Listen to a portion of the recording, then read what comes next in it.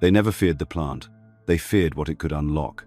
From ancient temples to hidden ceremonies, cannabis has been a tool of spiritual transformation, not a recreational pastime.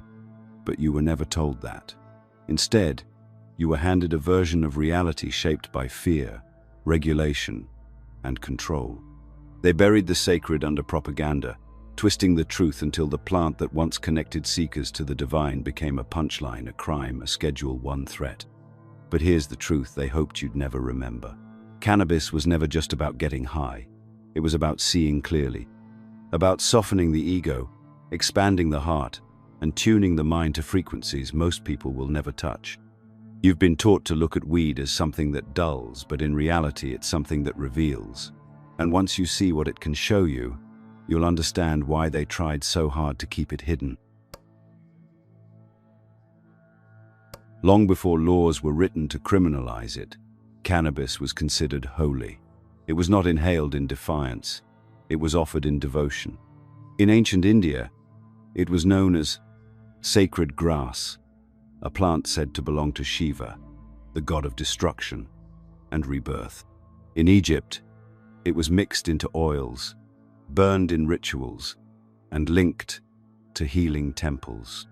Indigenous tribes in the Americas used it ceremonially, not casually, shared in silence, not in smoke-filled rebellion. This plant wasn't entertainment, it was a bridge, a living doorway to the divine. And the people who knew that, who passed those teachings down through generations, didn't see cannabis as a threat.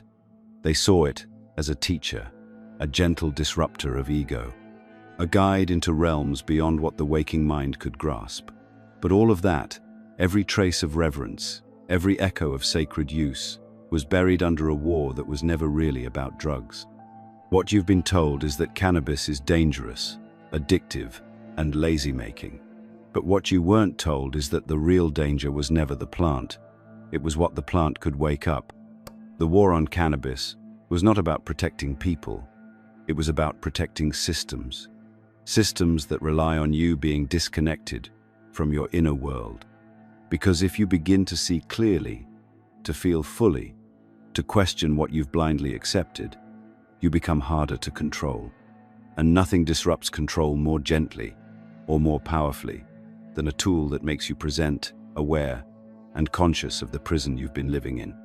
This is why the war on drugs was never truly about substances.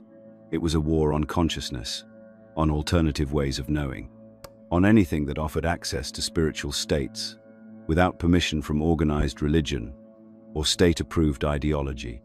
Cannabis didn't fit the system's version of spirituality because it couldn't be owned, taxed, or confined within a Sunday sermon. It offered direct experience, not second-hand belief. And that made it dangerous, not to the body, but to the blueprint of control. So they flipped the narrative. They rebranded the sacred as scandalous. The herb became weed, the ritual became rebellion, and the ancient teacher was reduced to a joke. They made it look stupid, so you'd never look deeper. They made users seem weak, so you'd never wonder why thinkers, artists, healers, and mystics kept returning to it.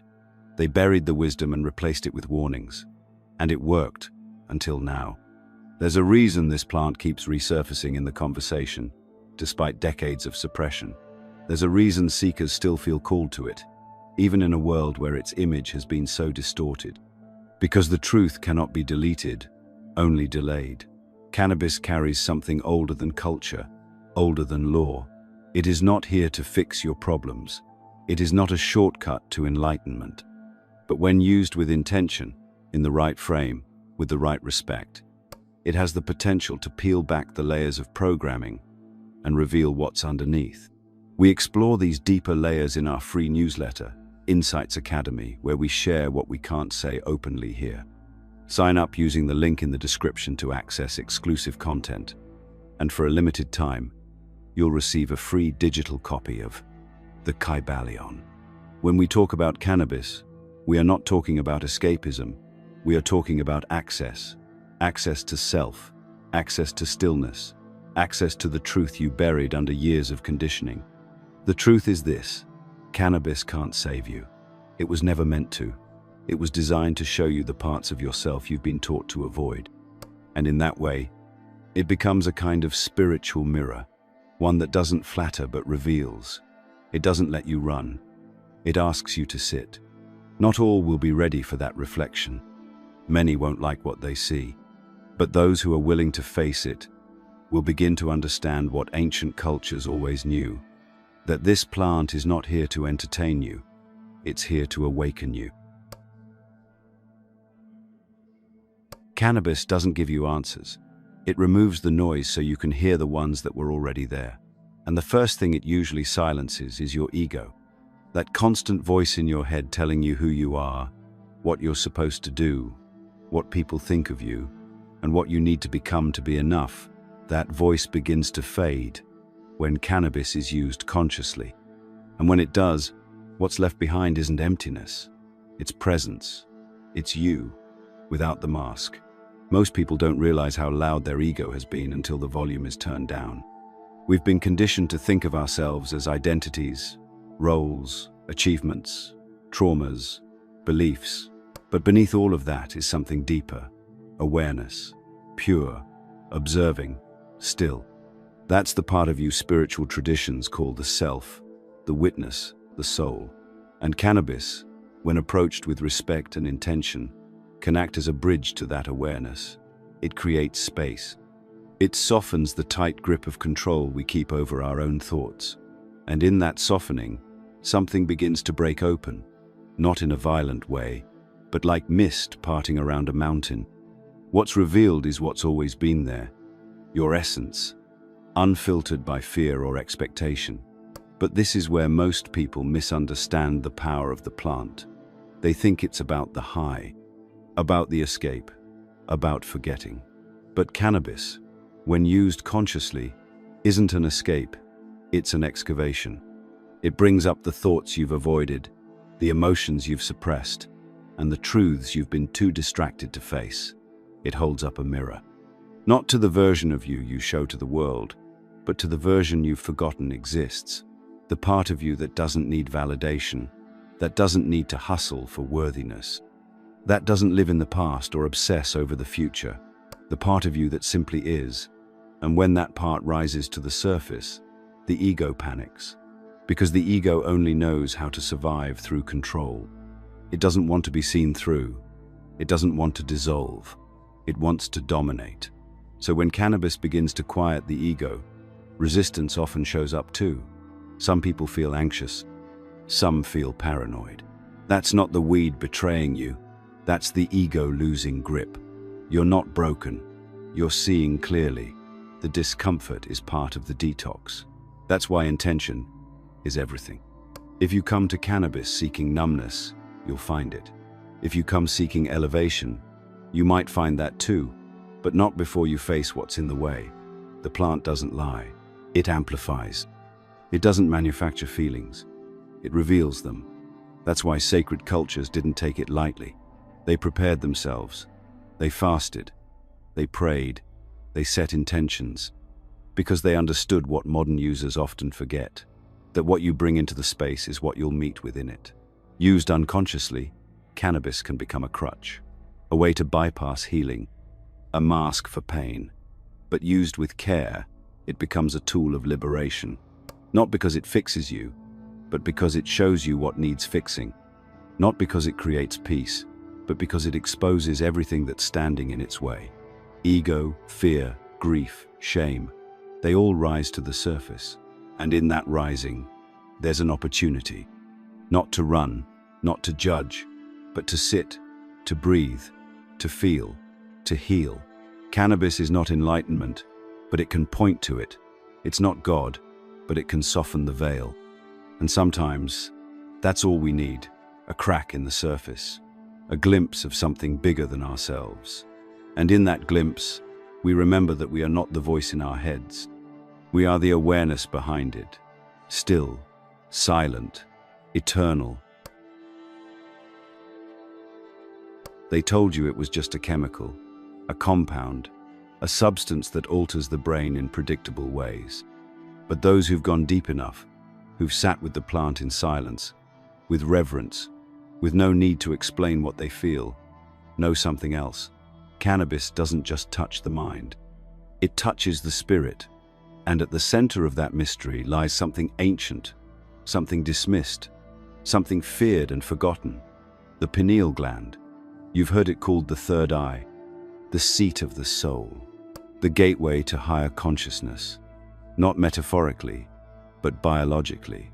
Tucked away between the two hemispheres of the brain, the pineal gland regulates your sleep cycles, yes. But it also plays a role in visions, dreams, and mystical states of perception. Civilizations long before ours knew this. In Egypt, the Eye of Horus wasn't just art. It was a symbolic representation of the pineal gland. In Hinduism, the bindi wasn't just decorative. It marked the center of spiritual sight. And in esoteric traditions, from Hermeticism to Theosophy, the pineal gland is revered as the organ that sees what the physical eyes cannot. So why does this matter? Because cannabis, specifically its psychoactive component THC, appears to interact with this exact center of spiritual perception, not by accident, not as a side effect, but possibly by design.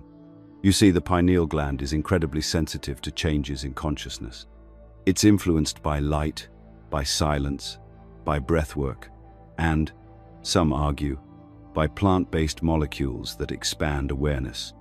While science is still catching up to what mystics have long suspected, some researchers and spiritual explorers believe THC stimulates blood flow to the pineal gland, enhancing its receptivity.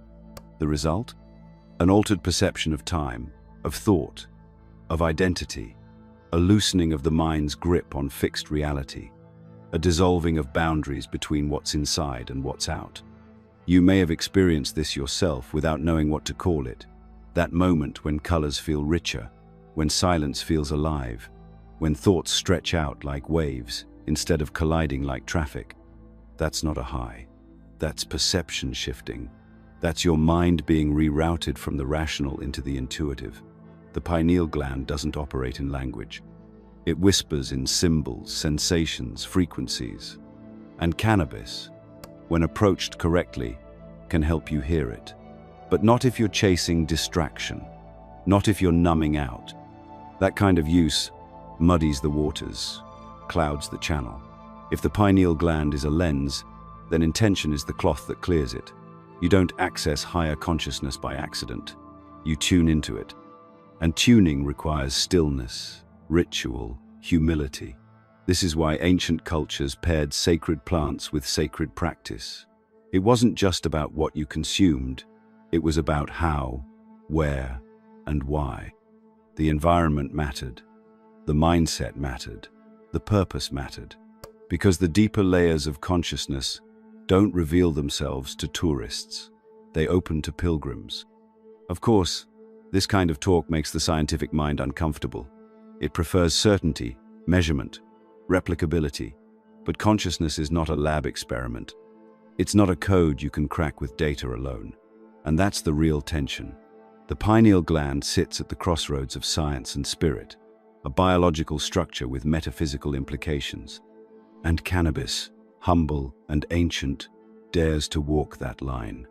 It reminds us that not everything that's real is visible, that not everything that heals can be measured.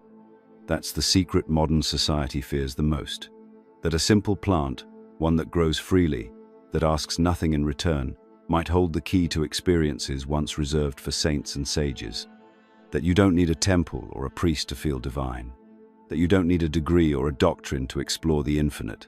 Just a willingness to listen, to surrender, to let go of the mind's grip on what's possible and allow the body, the breath, and the soul to meet in one quiet, undeniable moment of truth. Everything is vibration. You've heard that before. Maybe you nodded. Maybe you dismissed it as another spiritual cliché. But if you sit with it long enough, if you really feel into it, you'll sense the truth vibrating beneath the words. Every thought, every emotion, every word you speak carries a frequency. Joy vibrates higher than shame. Gratitude hums higher than fear. Love isn't just an emotion, it's a resonance. And your body, your mind, Your very state of being is constantly tuning itself to whatever frequency you feed it. This is where cannabis becomes more than a chemical experience. It becomes a tuning device. Used without intention, it can cloud your signal, distort the frequency, numb the receiver. But used with presence, it can do something entirely different. It can bring you back into alignment, into coherence, into harmony with parts of yourself you forgot how to hear. Cannabis doesn't inject wisdom into you. It tunes your awareness to the wisdom that's already been whispering. It amplifies what's within. If you're anxious, it might surface that anxiety. If you're grieving, it might bring the pain closer. But if you're ready to be honest, still, open, it can lift you into states of presence most people only touch through years of meditation or deep breath work. That's not a fantasy. It's a physiological shift. When cannabis interacts with your endocannabinoid system, it doesn't just affect the body. It slows the brain's electrical activity into theta and alpha waves. These are the same brain waves associated with dream states, deep meditation, and altered perception.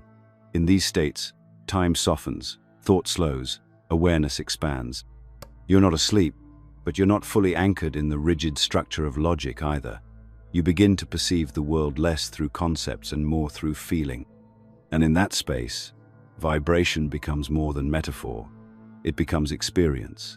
You start to notice how music moves through you instead of at you, how colors speak, how silence becomes thick with presence. You begin to feel the energy behind what people say, not just the words. You sense shifts in your own field, subtle tensions in the body, quiet emotional undercurrents you've been ignoring. Cannabis doesn't create those sensations. It illuminates them. It invites you to pay attention, to attune, to shift. But the plant doesn't force you. It waits. It listens. It reflects. And this is why it's so easily misunderstood. The same joint that opens one person to peace can push another into paranoia. Why? Because the plant meets you where you are. It tunes into your internal station and amplifies the signal. That's not a defect. It's the feature. It's why intentional use is not optional. It's the doorway. If you step into the experience without preparing your mind, your space, your energy, you'll be dragged through frequencies you weren't ready to face. But if you step in with clarity and respect, the plant becomes a frequency magnifier, amplifying insight, dissolving barriers, raising vibration. Some call it plant medicine. Others call it a psychoactive. Some say it connects to spirit. Others say it's just chemicals. But those who've used it as a sacred ally know this. Cannabis has a vibration. And when you're attuned to it, it doesn't dull your senses, it sharpens them. It doesn't take you out of your body, it drops you deeper into it. You begin to feel more, not less.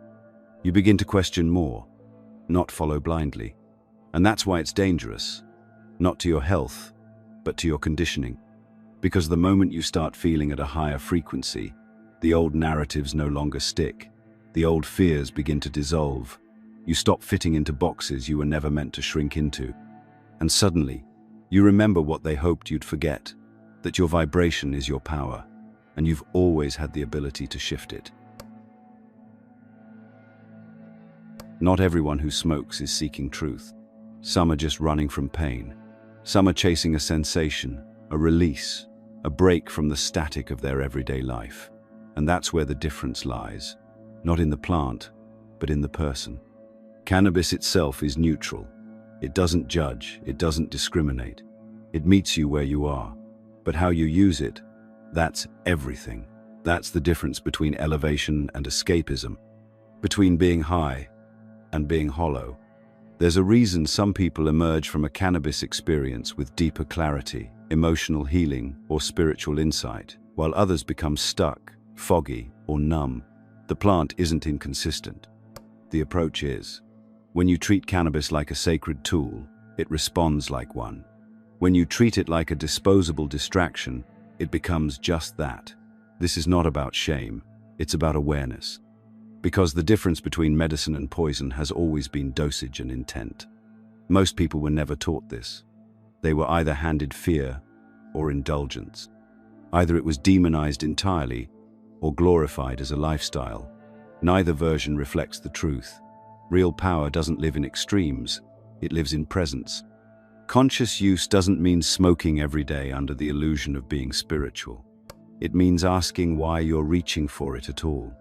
Is it to soften the ego, to connect inward, to observe your thoughts with curiosity rather than fear? Or is it to blur the discomfort you don't want to face? Cannabis is not here to fix your life. It's not a spiritual shortcut. It's not a replacement for the inner work, but it can be a companion to it. A mirror that gently, and sometimes not so gently, reveals what you've buried beneath productivity, perfectionism, or pain. If you show up honestly, it shows up honestly. If you show up distracted, it can magnify that too. That's why some people feel more anxious or disconnected after smoking, not because the plant betrayed them, but because it surfaced a frequency they weren't ready to face. In ancient traditions, there was no such thing as casual consumption of sacred substances. Cannabis, like other plant teachers, was approached with ritual. Space was cleared, intentions were set. There was silence, there was reverence. It wasn't about escaping the world, it was about seeing it differently, seeing yourself differently, and then taking that vision and integrating it into everyday life. That's the part people forget. Insight is nothing without embodiment. Awareness is wasted if you return to the same patterns after the high fades. So if you're using cannabis, ask yourself, is this sharpening me or sedating me? Is it opening me or helping me hide? There's no shame in needing relief, but don't mistake relief for healing.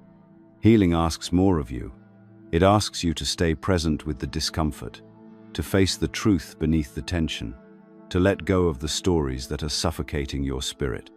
And cannabis, when used with clarity, can be an ally in that process, not by doing the work for you, but by showing you where the work begins. The truth is, not everyone is ready for that level of honesty. Many people will continue to use the plant to float above their pain, to blur the sharp edges of a life they feel trapped in. And maybe that's okay, for a while. But eventually, the soul gets restless. The mask stops working. The numbness loses its charm. And when that day comes, the plant will still be there, waiting, not to save you, not to solve you, but to sit beside you as you face yourself, fully, courageously, present. Because the highest state isn't a chemical, it's a choice, a state of being, a vibration you tune into, not one you consume passively. And when you remember that, when you treat cannabis not as a crutch but as a key, you begin to unlock something deeper than any high could offer. Awareness that stays with you long after the smoke clears. You've been taught to see plants as passive, as resources, things to harvest, process, package, consume. But in older worlds, the ones our ancestors walked before concrete buried soil, plants weren't seen as things. They were seen as beings. And some weren't just alive, they were considered intelligent. Not in the way humans define intelligence, but in the way nature does, through vibration, response, adaptation, and connection.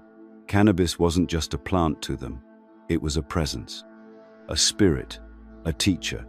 This isn't metaphor.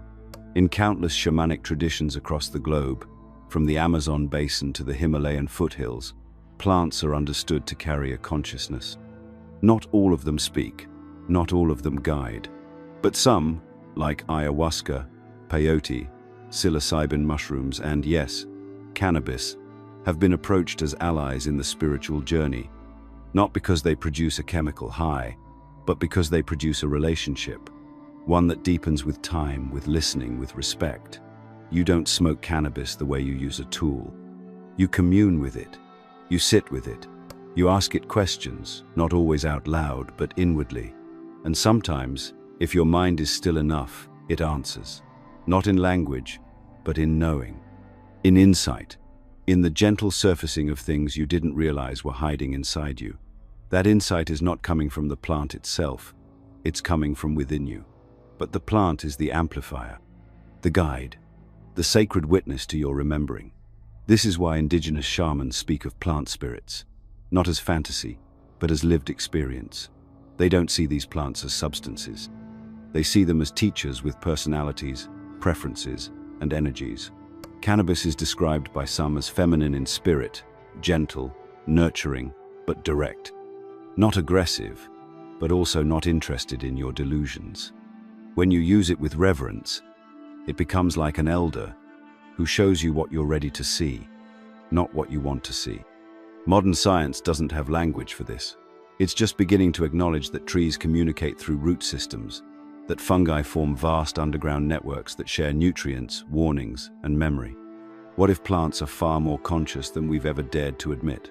What if cannabis doesn't just respond to your brain chemistry, but your presence, your energy, your intention? Maybe this is why cannabis feels so different depending on who uses it. Two people can smoke the same amount of the same strain and have entirely different experiences. One feels grounded and inspired. The other feels anxious or scattered. The difference isn't the plant, it's the frequency of the user. Because cannabis doesn't lead you anywhere you're not already pointing toward. It enhances, it reveals, it listens. So how do you approach a being that listens? You show up honestly, you strip the performance, you set an intention, not a goal, but a vibration. Something like, show me what I need to see, or help me sit with what I've been avoiding. And then you wait, you listen back, you don't force insight, you create the conditions for it to arise. And when it does, you don't argue, you sit with it, you write it down, you breathe into it. You thank the plant, not for giving you something you didn't have, but for helping you find what was already inside you. That is the nature of plant consciousness. It doesn't dominate, it partners. It guides through presence, not power. And if you treat cannabis this way, as a being, not a thing, everything changes. The high becomes sacred, the experience becomes dialogue, the ritual becomes relationship, and your inner world stops being a place you escape and starts becoming a space you explore. Cannabis is not just a plant, it's a portal. And the more consciously you enter that portal, the more clearly you'll hear the voice that's been trying to reach you all along.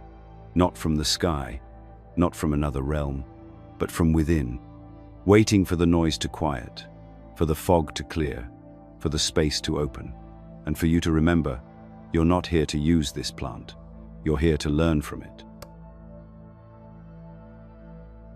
There's a reason this plant has been feared, outlawed, and silenced for generations, and it has nothing to do with public safety.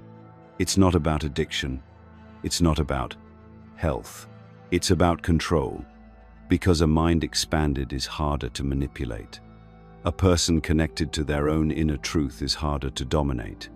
And cannabis, when used consciously, threatens every structure that depends on your compliance. That's why they had to reframe it, not just ban it, but vilify it, ridicule it, strip it of its sacred history, and reduce it to a punchline, a vice, a crime. Ask yourself, why did cultures that claimed moral superiority fight so hard to criminalize a plant that has never caused mass destruction, never led to violent outbreaks, never incited chaos in the streets? Why did the same governments that promoted alcohol, encouraged pharmaceutical dependency, and profited from war declare war on a herb? The answer has nothing to do with weed itself, and everything to do with what weed could wake up. Because cannabis doesn't just relax the body, it opens the door to awareness.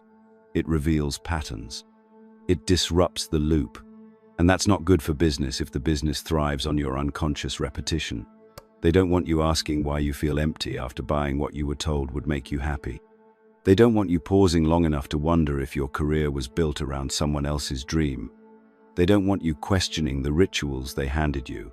Wake, work, consume, repeat. But cannabis slows things down. It creates gaps in the noise. And in those gaps, questions arise. Dangerous questions. Questions that lead to shifts. Questions that break cycles. This is why spiritual tools have always been targeted by empires and institutions. The church burned herbalists. Colonial governments outlawed indigenous ceremonies. Sacred plants were painted as threats because they opened doors that systems of power worked tirelessly to keep shut. You weren't meant to connect to the divine directly. You were meant to go through them, through their doctrine, their structure, their rules. Cannabis short-circuits that system. It offers direct experience, and direct experience is the enemy of dogma. But suppression doesn't just happen through law, it happens through culture. Think about how cannabis users are portrayed in media. Lazy, confused, incoherent. Rarely are they shown as seekers, artists, healers, visionaries. That's not by accident. That's conditioning. If they can make you laugh at it, you won't look deeper. If they can make you feel ashamed of it, you won't speak about it with reverence. And if you don't speak with reverence, the lineage of sacred use dies in silence. But here's the truth they can't kill. The plant remembers. The spirit of cannabis has survived empires, borders, censorship, and stigma. It's been passed hand to hand, word to word, memory to memory, in temples and forests, in bedrooms and gardens, in chants and in silence. And now, it's resurfacing again. Not just as medicine, but as mirror. Not just for anxiety or appetite, but for awakening. They don't want you to know this, because once you do, you start asking different questions. You start seeing beyond the smoke. You realize the war wasn't on drugs, it was on consciousness. The weapon wasn't fear, it was distraction. And the goal wasn't safety, it was obedience. And yet, in the quiet, the plant persists, waiting for those who are ready, those who aren't looking for escape, but for meaning. Those who sense there's more to this life than what we've been told. Those who remember that sacred doesn't always come in robes or rituals, it sometimes comes in green leaves and rolling papers. When you reclaim the plant's truth, you reclaim part of your own. The part that was taught to doubt your instincts. The part that was told spirituality comes from books and buildings, not from within. But cannabis doesn't ask for your belief. It asks for your attention. It doesn't care about your dogma. It cares about your presence. And that's what makes it dangerous, not to your health, but to the systems that profit from your spiritual silence. Something is shifting. Quietly at first, but undeniably. What was once demonized is now being remembered. The world is waking up to cannabis not as a drug, not as a rebellion, but as a sacred ally, one that never stopped whispering, even while it was being silenced. This isn't about trends or legalization. It's about remembrance, a return to what was always true, buried under decades of misinformation and cultural manipulation. The plant was never the problem. Our disconnection was. You can feel it. In the rise of plant ceremonies, in the meditative smoke rituals, in the resurgence of conscious cannabis communities who gather not to escape, but to explore. You see it in the artists using cannabis to channel new frequencies, in the seekers using it to deepen breathwork and stillness, in the teachers integrating it into mindfulness and spiritual healing. This is not the weed culture the world once mocked. This is something else, something older, something sacred, a quiet revolution of remembering. Because awakening isn't loud. It doesn't come with fireworks or spectacle. It comes in the soft moments, when you light a joint with intention instead of habit, when you sit in silence and feel your own breath for the first time in weeks, when the noise of the world fades just long enough for you to remember who you were before you were programmed to forget. Cannabis, in these moments, isn't the center of the experience. It's the door, a humble, ancient door that opens inward. But that door is not for everyone, not every time. The plant is patient, but it is precise. It will meet you where you are, and it won't carry you anywhere you're not willing to go. That's why rituals are reappearing, not because we need more rules, but because reverence creates readiness. When you approach cannabis the way you would approach a sacred text or a trusted teacher, it begins to respond differently, not as a substance, but as a presence. Not as something to be consumed, but as something to be communed with. There is no one way to reclaim this ally. Some will find it through meditation and stillness. Others through dance, movement, or creative expression. Some will use it rarely, ceremonially, others more often, but with clear boundaries and care. The point isn't the method, it's the mindset. It's not about becoming a spiritual cannabis user. It's about becoming conscious in how you live, how you feel, how you relate to the natural world and to yourself. And if you've misused it before, if you've used it to run, to numb, to disconnect, that doesn't disqualify you. It qualifies you. Because those are the experiences that teach, the ones that show you what the plant is not.